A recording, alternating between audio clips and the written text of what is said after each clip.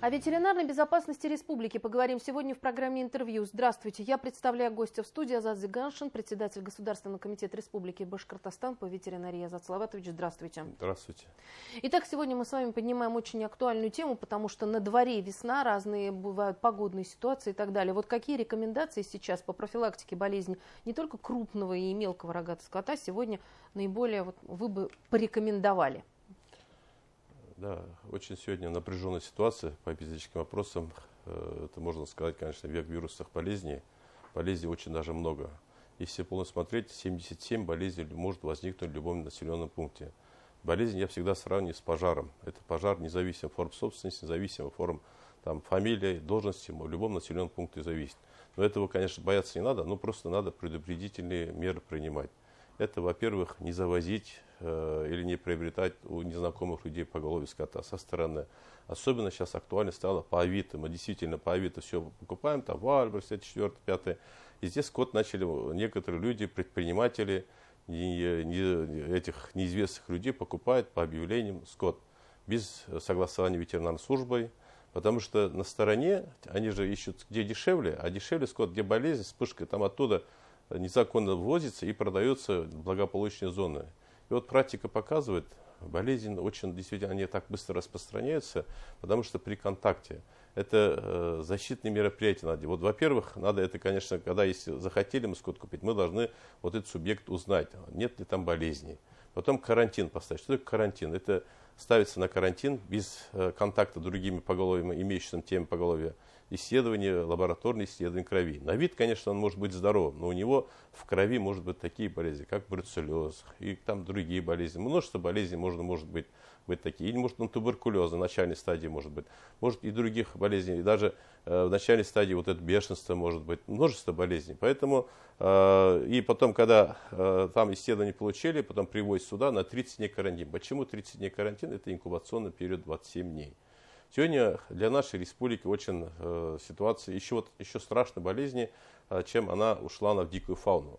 Вот бешенство возьмем. Бешенство. У нас в этом году очень много участились случаи регистрации болезни бешенства. Это связано с дикими животными, которые лисы, корсаки, даже волки.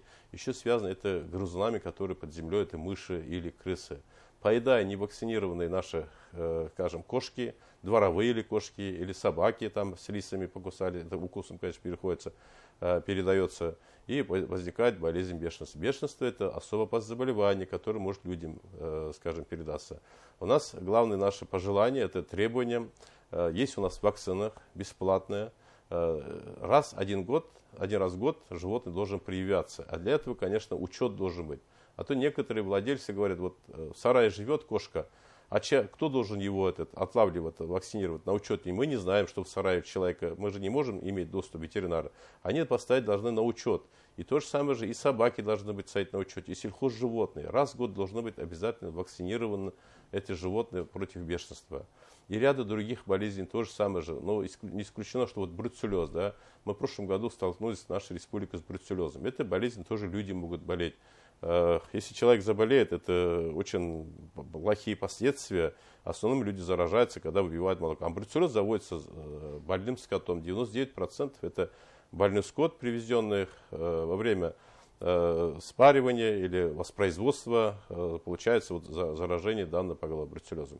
И множество болезней, которые в соцсетях видите, вот всегда мы говорим, не только ветеринары должны здесь соблюдать за поголовьем, сами владельцы должны защитить свое поголовье. И вот деревня бывает, большая деревня, там пусть условно говорим 30 домов личного подсобного хозяйства. Есть среди них из 30 домов один предприниматель, который занимается откормом, перепродажей скота. Покупает, откармливает. И вот этих людей надо бояться. Ну пусть они занимаются предпринимательством, но только в рамках ветеринарных правил. По согласованию ветслужбы и все, чтобы исследования проводили. А не когда там она в закрытом сарае держит, скрывает, а потом болезнь возникает. Болезнь не утаишь, не спрячешь, она быстро распространяется. Вот, например, условно говорим, ковид был в Российской Федерации, да? Она так быстро распространилась. Сколько таких печальных случаев было? То же самое же с гриппом. И вот может еще вот опасность есть. Болезнь, если зайдет или подсобное хозяйство, он заразит может соседа, и дальше распространение идет. И особенно, конечно, сейчас мы ветеринары в последнее время то, что некоторые люди думают, что ветеринары хотят там какие-то зарабатывать деньги. Мы у нас не ставим задачу зарабатывать деньги. Мы профилактические мероприятия, да, за то, что согласно прескурантам, манипуляция, за обслуживание. У нас стоимость вакцин, исследования, это все бесплатно. А то, что вот они приходят, раньше же как было, скотину привозили на ветучастки, мы еще сохранили, они, на самом деле, вот для обслуживания, согласно прескуранту утвержден, это платные услуги берут. А то некоторые думают, что ветеринары там зарабатывать деньги не главная наша задача профилактика болезней. Не зря же высказывание есть: медицинский врач лечит человека, человеческий врач лечит человечество. Продукции. Главная наша задача, чтобы люди не заболели. И главное, чтобы скот. И еще хотелось насчет вот, птичьего гриппа остановиться. Сейчас вот перелет птиц. И вот воробьи, голуби, которые синотропные птицы, и сейчас перелет водоплавающих птиц начнется, они вирус-носителями являются. И вот если не вакцинированы поголовно птичьего гриппа, они могут тоже заразиться. Люди тоже могут заболеть. Это падеж вызывает. Это тоже большая катастрофа для нашей республики. То же самое же по африканской чуме свиней. Для свиноводства тоже кабаны болеют, тоже опасность есть. Даже для пчел есть такой болезнь тропилопсоз. Сейчас начнется такой пора продажа пакетов.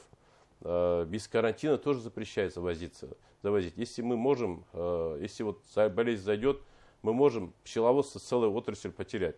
Бояться надо, прежде чем купить, как говорится, не навредить целому отрасли вот эту проблему с болезнями. Азат Салаветович, на что нужно обратить внимание вот при покупке? Может быть, есть какая-то документация, сертификаты, вот, ну, любого, что животного, что пчел? У нас во всех районах имеется районная ветеринарная станция. Если, например, в любом Баймакском районе какой-то глубокой деревне хотят купить поголовье, пусть они обращаются в ветеринарную службу. Например, они захотели купить в Абзелиловском районе. Какой-то там ветеринарная справка выдается. Она электронной выдается справка. А о чем? То, что вот этот поголовье, который хотят купить, он происследован, провакцинирован каких-то против болезней. Вот этого достаточно. Потом сюда привозят, готовят место, чтобы карантин привести. Может, во время транспортировки может заразиться. Может, скажем, там, а еще надо бояться вот еще кормов. Корма, конечно, вот у прохожих людей, которые продают там фураж или там добавки, тоже этого бояться надо, потому что через корма тоже можно заразиться. Привозят и просто согласование, если ветеринарам они обратятся, ветеринары все вот там им объяснят. Ничего сложного нет, главное согласованность. Вот это поголовье у нас, мы же с 2024 года обязательно идентификация сельскохозяйственных животных ведется. Это тоже не для нас, это в целях благополучия.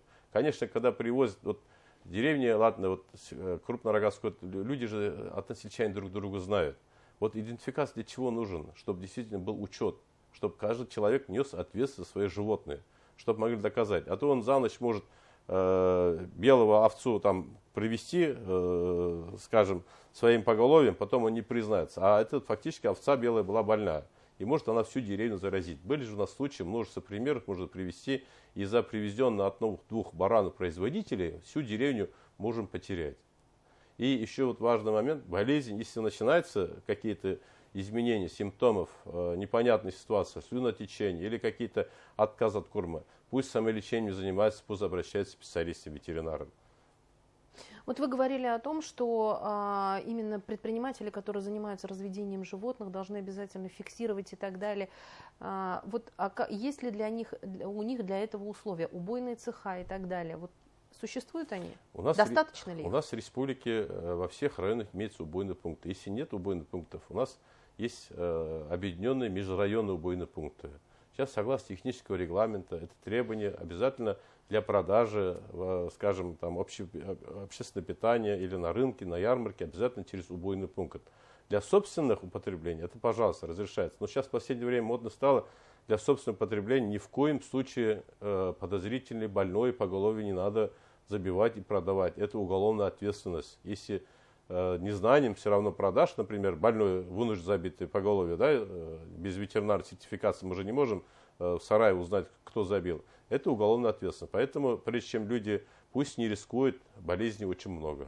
Но республика пока у нас благополучная по эпизодическим ситуациям, но опасения есть. Ни один населенный пункт не исключено. Здесь главную ключевую роль играет сами владельцы, за них же, она же поголовье скота, основном 99% болезнь заходит это завозом скота. Если вот, на самом деле, никто, она же с небес не падает, если завоза не будет, не надо бояться. И вот сейчас начинается период весенних, скажем, обработок перед выгоном.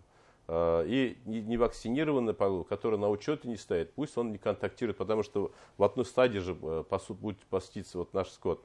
И те, которые занимаются, которые несанкционированным завозом, от этих людей надо бояться. Потому что из-за них, чтобы другие не страдали.